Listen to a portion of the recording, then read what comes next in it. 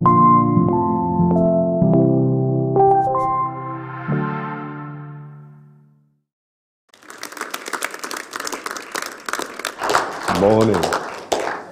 The children going? The children may go.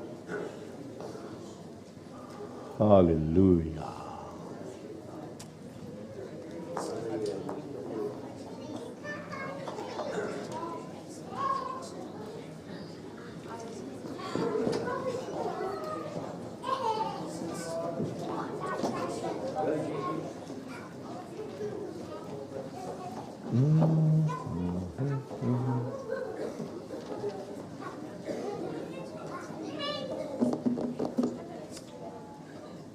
Amen. Anyone here for the first time? You're visiting with us? Anybody? Your brother, he's been here before, has he? All right. Amen. Okay, God bless you. If I look at Psalm 105, that will be good. We'll start from there.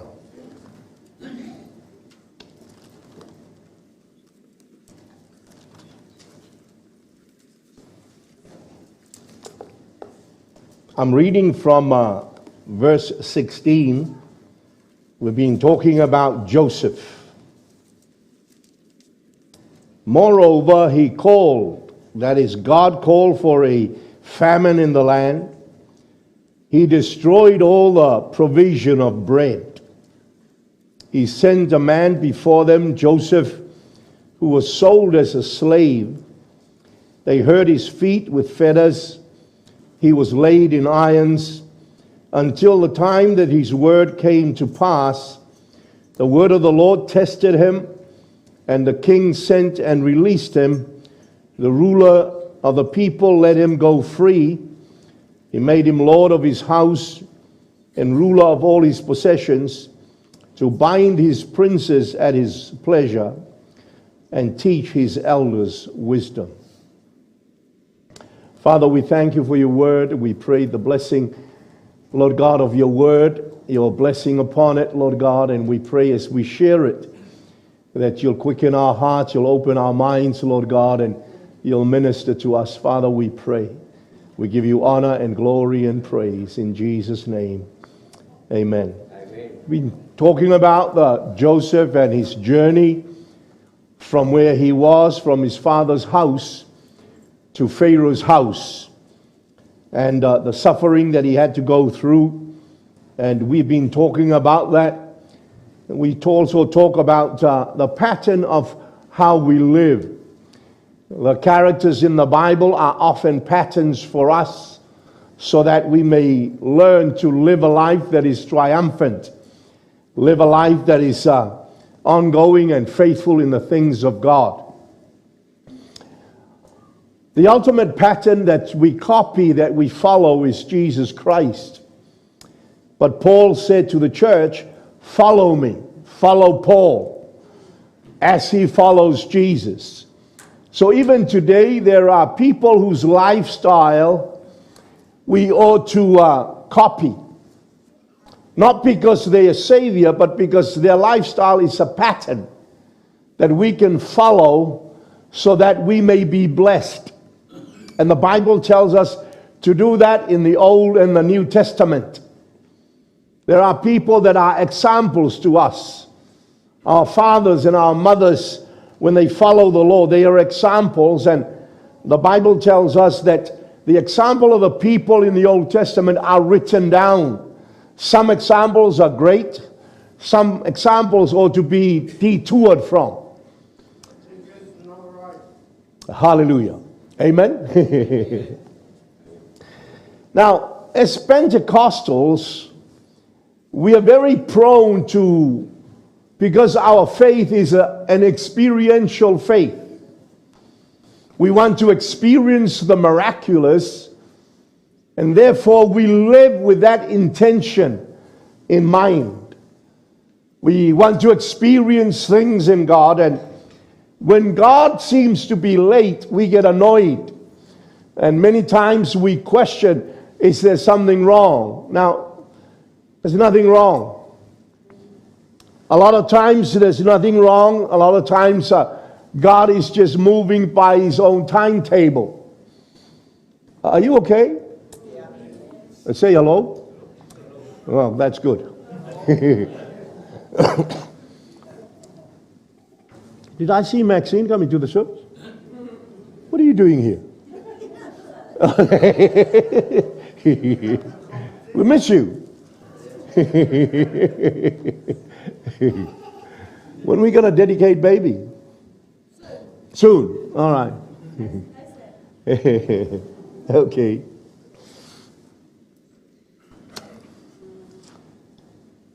But because we're Pentecostals, we want our faith to experience to be instantaneous.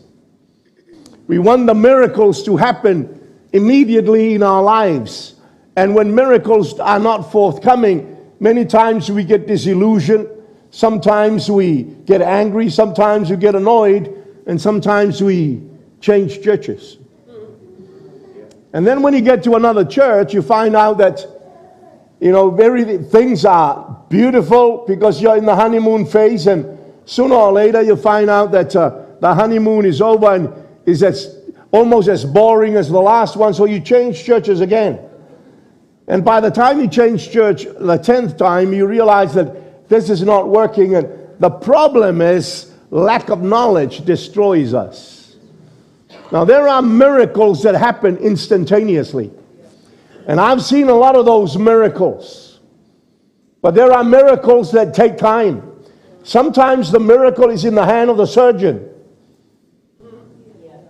Some people don't want to have surgery because they think they lack faith. Sometimes the surgery is part of the miracle. But there are many miracles that happen instantaneously. And because of that, we often think that it should happen that way all the time, but it doesn't. There is an until in God. The Bible says everything was going wrong for Joseph, but his heart was still right with God. And then it says, until the time his word came to pass. There is always an until in God. When they came to the flooded Jordan, and Joshua saw the Jordan flooding, and God said, 3 days, cross, 3 days. Now, if that was the Pentecostal churches today, we'll just go over and try and walk on water. And then we drown, and then we blame God for drowning us. No, God did not drown you. Drowned because you're stupid. God said 3 days, and this is the strategy. You get the elders of the church, you get the leaders of the nation, and get them to take up the ark, and get them to walk the ark into the flood.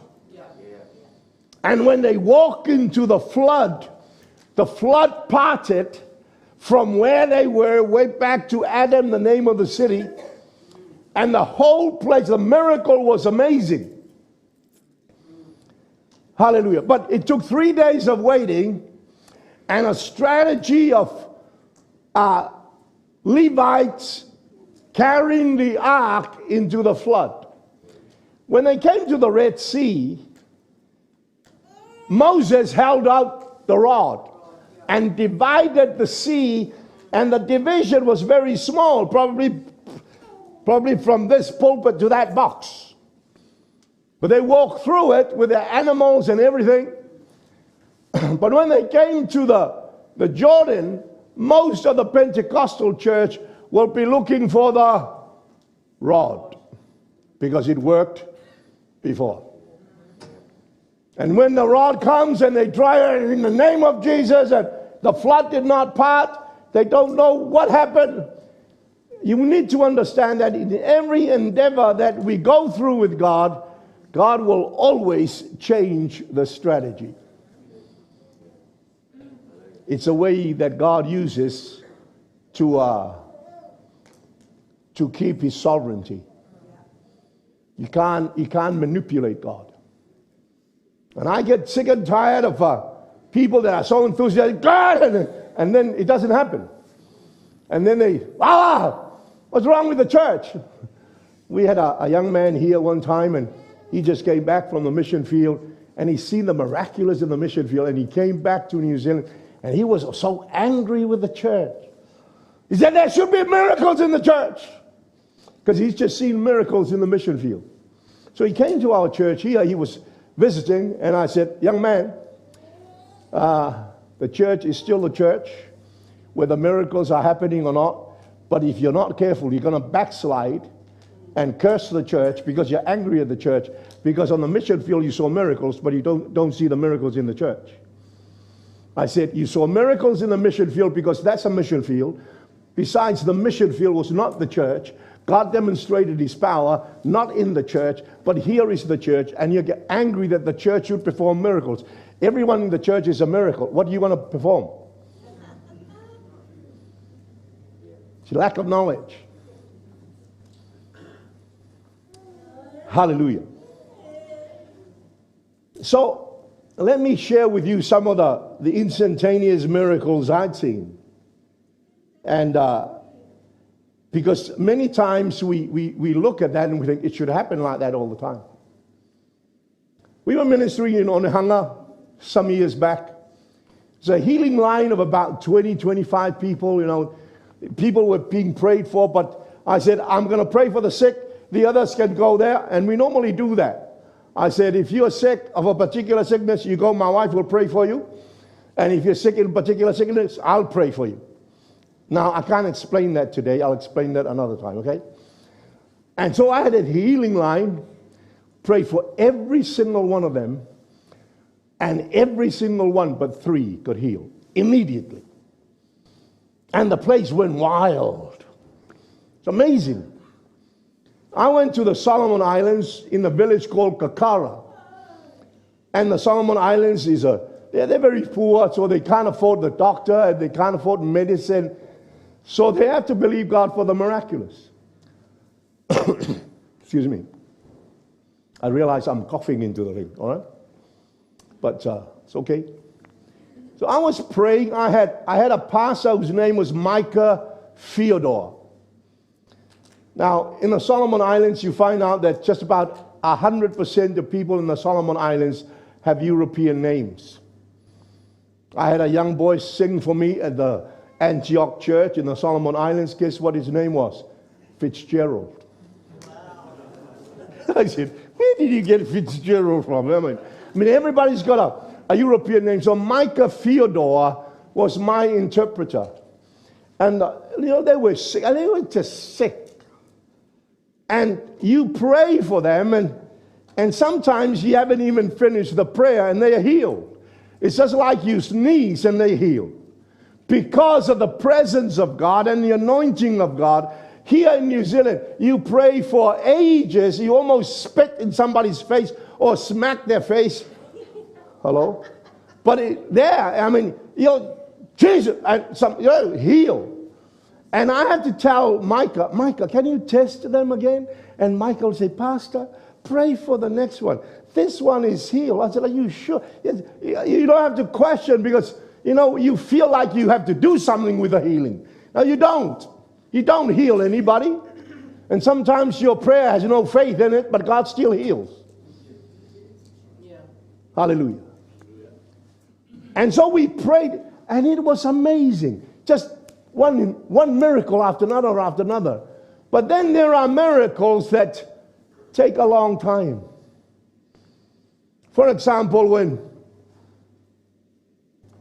when Zechariah went into the sanctuary, and him and his wife were righteous people, the Bible tells us that, but they've been longing for a child, and they had no child.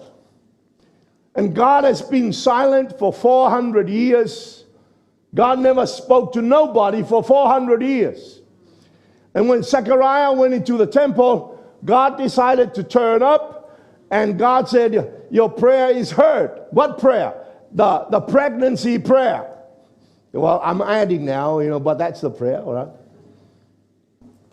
So you got this woman now has a miracle that she's now pregnant at an advanced age. Her husband could not believe it and said, how can that be? I'm an old guy and my wife's an old lady, and now you got a pregnancy, which is now a miracle. The same angel went down the road to Devon Road. Hallelujah. Trish, what's your address? 87? 59. Went down to 59 Devon Road. And the same angel came to a virgin, and the virgin got pregnant. You got an old lady that's married and pregnant. You got a virgin that's not married and pregnant. These are both miracles, but it still takes 9 months for the miracle to complete. The baby will not come until 9 months is up, and some miracles are that way. And many times we can't wait for the miraculous in our lives, even though it's already happened.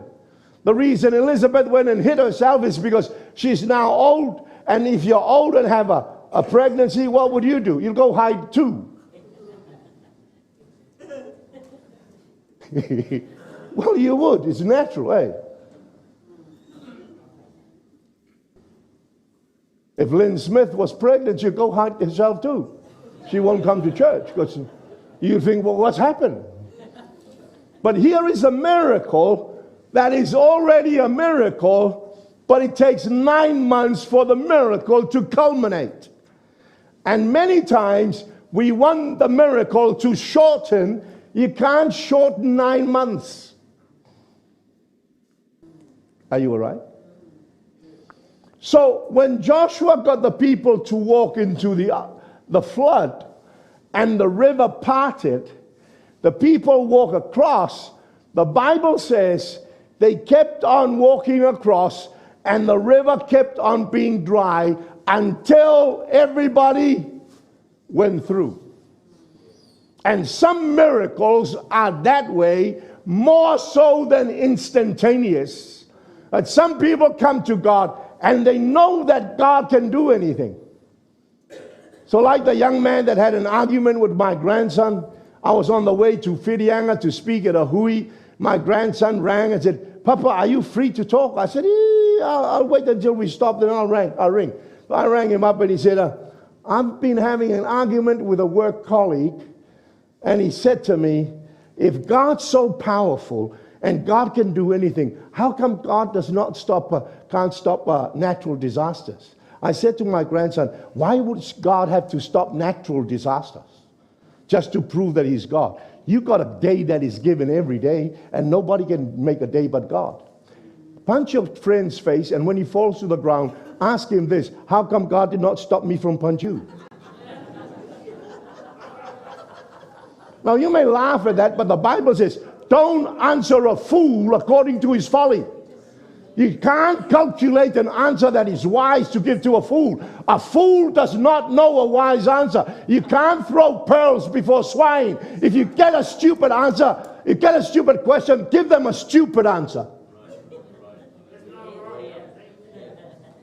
I am sick and tired of people that mean well trying to articulate an answer to a stupid question.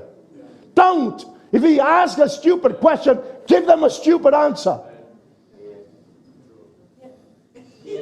A friend of mine was having a Bible study in Royal Oaks in Auckland. He was having a Bible study, and a very smart religious ding-dong got up and he said,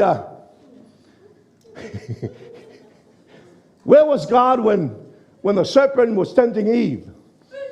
You know, very wise answer. You know what he said? He was looking for a stick to smack your mouth.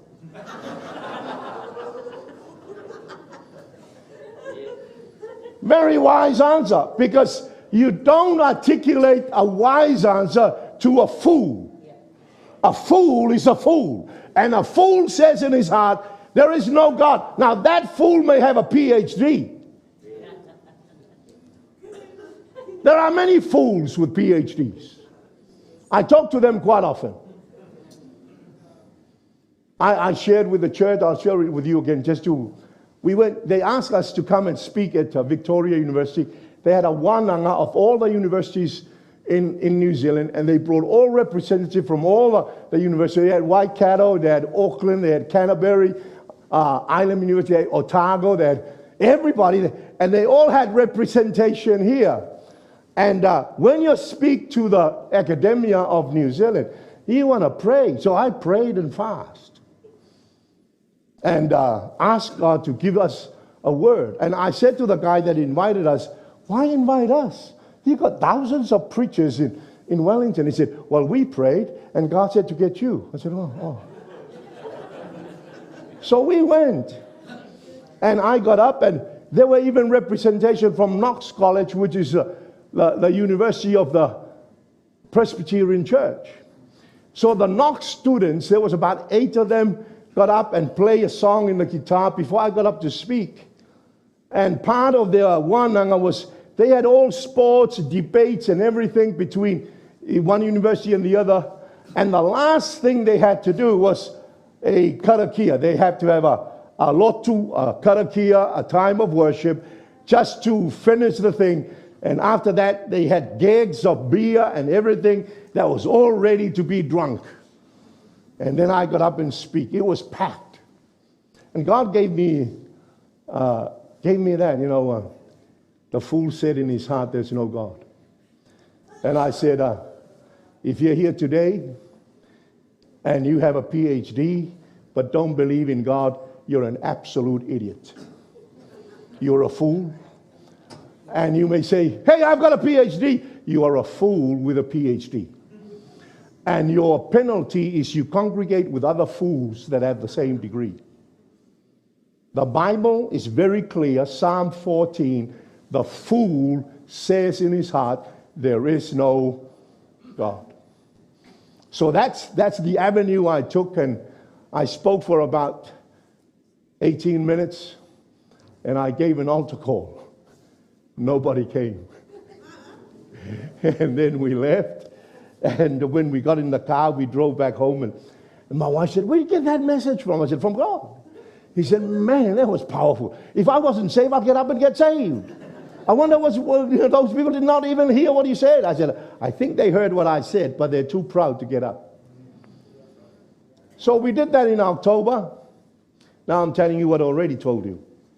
But I want to illustrate what I'm saying. They did that in October. We went overseas to speak at a camp overseas. There must have been, there was students at that camp that were at the Wānanga. The scholarship student come from their country to go to Wellington, and they were at the Wānanga. And I got up and speak the first night of this camp, a lot of students. And after I spoke, this blonde-headed white girl came and made a beeline for me and said, do you know me? I said, no. She said, I was at the Wānanga in Wellington when he came and speak. I said, oh, did you have a good time? She said, no, you wrecked our weekend. I said, what happened? I said, well, we had kegs of beer and booze and everything was all ready, and we were going to party after the service, after the karakia. We were going to have a party and get drunk. Well, nobody opened the kegs. I said, what happened to you guys? Well, we went outside and we were talking in cars and standing outside in the cold. Nobody wanted to talk. Nobody wanted to drink beer because everyone was talking about what you shared. And she said, and many of us have come to know the Lord since then. And today she's still walking with God. So what I'm saying, I just got that to say this. You never give a wise answer to a stupid question. The fool will never learn from a wise answer. The wise man will learn more from a foolish question than the fool will learn from a wise answer. So you never give a fool a wise answer. You give them a silly answer. Otherwise, they'll think they are wise. That's what the Bible says. In fact, it's close to each other. It said, don't answer a fool according to his folly. And then the very next verse is, answer the fool according to his folly. Don't answer a fool according to his folly. As he thinks he's wise. And then he tells you, answer the fool according to his folly. How do you answer the fool according to his folly? You answer stupidly because he asked a stupid question. Are you all right? That's a big detour. Goodness gracious me. And I've got 4 minutes left. Hallelujah. But even in the ministry of Jesus, there are miracles that took time. They asked him to come and heal his friend Lazarus, but he stayed 4 days. The miracle still happened, but it happened in time until the 4th day come. The guy was still in the grave. The guy had to be in the grave. When they threw the 3 boys into the fire, you would think that God will prevent them from getting in the fire, but God did not. But when they were in the fire, God went into the fire. He came across a young man that was born blind, and then he spat on the ground and made mud and then put the mud on his eyes and then told him to go and wash his face in the pool of Siloam. Now, if you're blind and now you've got mud in your eyes, you're further blind, and then you're told to go wash yourself in the Wanganui River. Where is the Wanganui River? It took a while for him to find it, and when he found it, the miracle happened. If you pray that God will give you a house and you wake up in the morning and there's a house beside you, that is not a miracle. That is magic. God is not a magician. Many people think that God is a magician, and when they pray to a magician. God is God, and God moves in time for your benefit and my benefit. And if we learn to do that, right from the beginning, God said something that many people forget. And I'll read it for you so that it gives you an understanding that the miracles still happen, but it takes time. While the earth remains, seed time and harvest, cold and heat, winter and summer, day and night shall not cease. Seed, time, and harvest. I think, now this is my opinion, I think we're coming into a space where we're going to harvest a lot of things, because in the past 30 years, we've been sowing some good seeds. Now, this is the dilemma. Those seeds will sprout, but the people that planted those seeds have left. Some of them left because they had to leave, but some of them left because they're frustrated. So they will never harvest what they planted because they are no longer here. They're frustrated. They don't understand that there is a process of time before there is a harvest. I'm making myself... Well. Now, we shared before, and I'll share this with you again, about somebody in our church. He was going through a very, very difficult time. And I said, stay put, stay focused, stay. Don't move. I know you're going through a difficult season, but the season don't finish. I mean, the season is going to finish. Night comes to an end. Tears endure for the night, but joy comes in the morning. But he wanted, I said, stay put. Stay close. And he didn't. So one day we had a guy came and he stood at this pulpit and he said, your name is so-and-so. This is what you do. You got this, you're a business person. He gave his name, gave his occupation, gave the people that work for, and he said, if you come here, I'll pray for you because you're going through a season that's been very, very hard. Your marriage, your children, your business. But if you come, he wasn't even here. And I said to him, when I met up with him, I said, where were you? He said, oh, yeah. I said, did you know that God's timing came on Sunday? Until. The until of God came on. I didn't say that to him because this is not the message I was preaching. It was somebody else that was preaching. But the until for him came on the Sunday.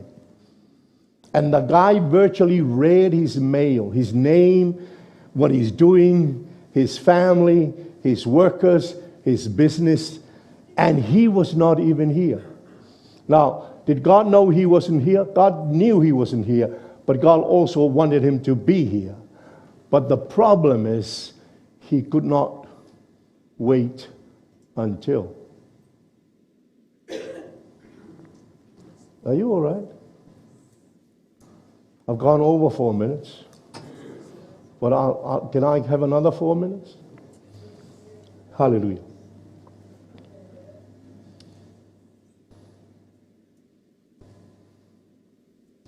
Many of us pray that we will never get into trouble.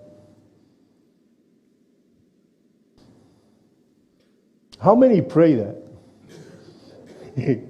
We pray that nothing painful will ever happen to us. And then when it happens, you say, God, where are you? The Bible says, Jesus, though he was the Son of God, learned obedience through the things that he suffered. Now, if anybody could stop suffering, it would be the Son of God.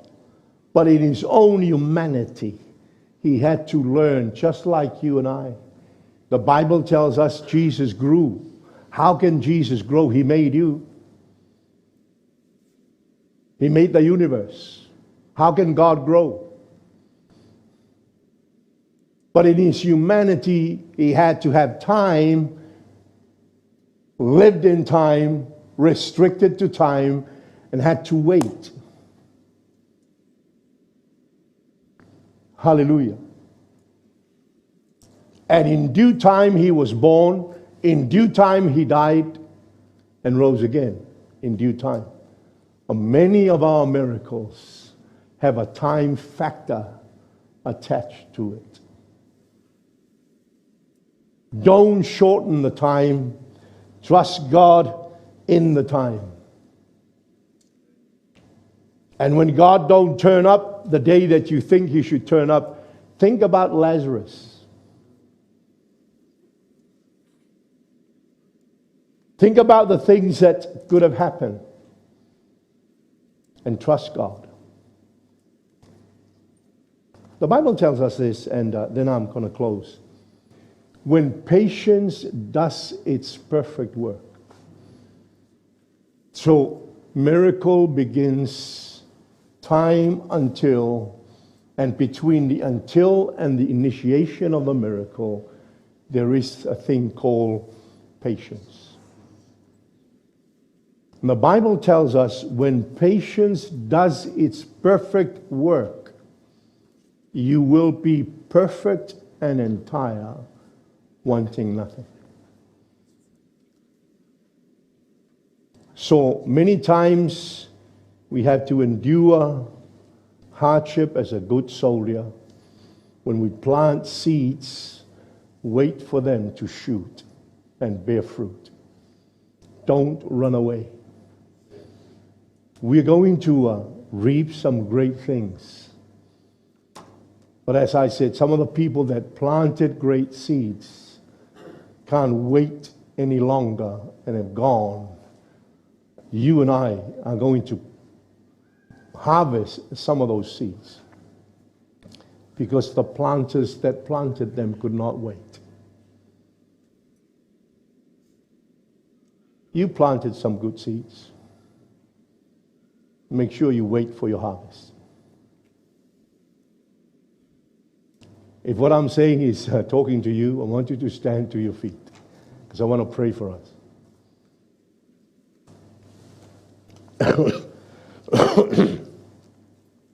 Hallelujah. You're a God of miracles. You're also a God of time. Help us, Lord God, to realize that many miracles are instantaneous. You can suspend, Lord God, the laws of nature and perform, Lord God, what only you can perform. But there are many times our miracles have a time factor. Help us, Lord God, to realize that we will not throw away our confidence, which has rich recompense of reward. We will not throw away your promises that are yea and amen in Christ. Help us, Lord God, to learn to endure as a good soldier.